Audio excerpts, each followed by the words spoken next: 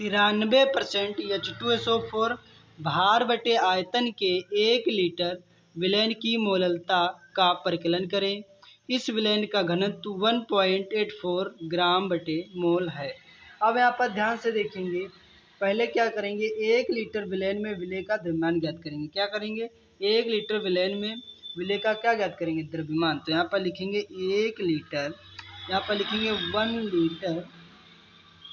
1 litre विलयन में 1 litre विलयन में विलेय का द्रव्यमान,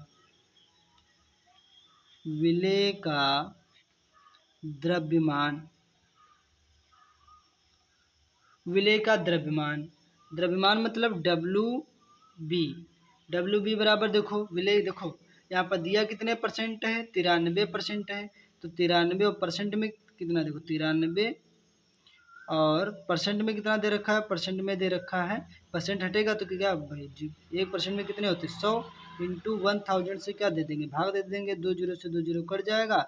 तो जो विलेय का द्रव्यमान जो आ जाएगा डब्ल्यू बी, वो कितना आ जाएगा, वो आपका आ जाएगा 930 ग्राम। कितना आ जाएगा, 900, 2 जीरो से 2 जीरो 2 कट जाएंगे, जीरो बचेगा। तो 93 से जब 10 की गुणा हो जाएगी तो 930 क्या आ जाएगा, 930 आ जाएगा ग्राम।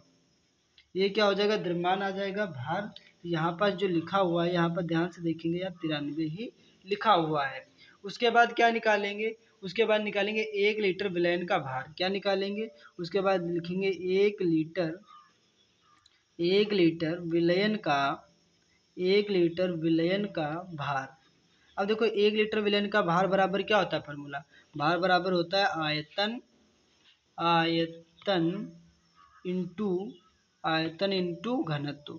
अब यहाँ देखेंगे आयतन कितना दे रखा है, इसका जो आयतन दे रखा है वो 1000 कितना होता है, 1000 इंटू घनत्व। अब यहाँ देखेंगे ध्यान से, तो यहाँ पास जो घनत्व कितना दे रखा है 1.84 दे रखा है, आयतन अपनी जगह पे कितना होता है 1000 होता है, तो यहाँ पास कितना रहेगा 1.84। अब यहाँ से पॉइंट हटेगा, कितने जीरो, 2 जीरो बढ़ेंगे, 2 जीरो से 2 जीरो कट जाएंगे, तो यहाँ आ जाएगा आपका 184, 100 कितना आ जाएगा 184। यहाँ पर देखेंगे ध्यान से, 184 और कितना लग जाएगा, जीरो लग जाएगा।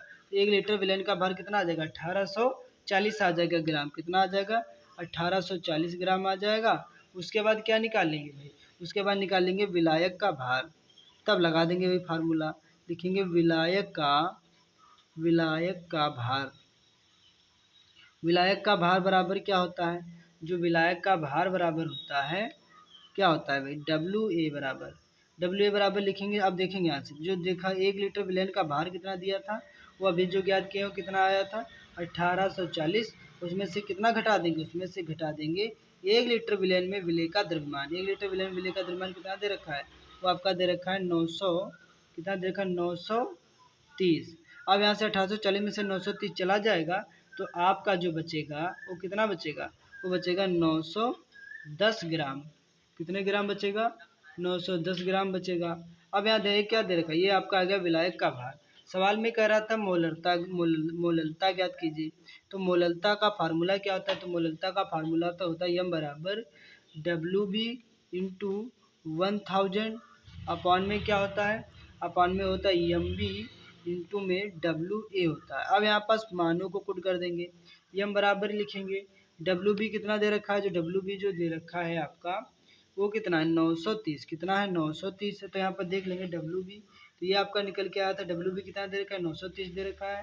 वो यहाँ पर इंटू लिखेंगे 1000 और अपॉन में जो है एम बी, जो क्या है एम बी कितना दे रखा है, जो एम बी आप यहाँ पर देखेंगे है कितना 93%, कितना दे रखा है यहाँ देखेंगे है कितना 93। तो 100 में से 93 जाएगा तो कितना बचेगा, 100 में से जब 93 जाएगा तो यहाँ पास बचेगा 98, कितना बचेगा, तो ये आपका आ जाएगा 98% आ जाएगा। उसके बाद क्या देखेंगे डब्ल्यू ए क्या होता है, विलायक का भार। एम बी क्या होता है, जो ये होता है भैया एम बी जो होता है विलेय का मोलर द्रव्यमान। विलेय का मोलर द्रव्यमान किस किस तरीके से निकाला जाता है, तो यहाँ 100 में से 93 घटा दे दोगे तो ये आपका आ जाएगा 98, कितना आ जाएगा 98। उसके बाद डब्ल्यू ए दे रखा है, विलायक का भार कितना दे रखा है, वो आपका दे रखा है 910, कितना दे रखा है 910 दे रखा है। अब यहाँ से क्या करेंगे, इसको भाई सॉल्व करेंगे, तो यहाँ से देखोगे जीरो से एक जीरो कट जाएगा, कट गया जीरो से जीरो। अब यहाँ से क्या करेंगे, इसको डिवाइड करेंगे, 2 चक्कू 8, दोनों 18 हो जाएगा और 2 पंचे 10, 2 स्पीड 0 हो जाएगा। अब यह कितने से कटेगा? अब तो कटेगा ही नहीं, तो यहाँ पास हो जाएगा। लिखेंगे यम बराबर लिखेंगे कितना 93 इंटू में लिखेंगे 500 और अपान में कितना लिखेंगे 49 इंटू 91।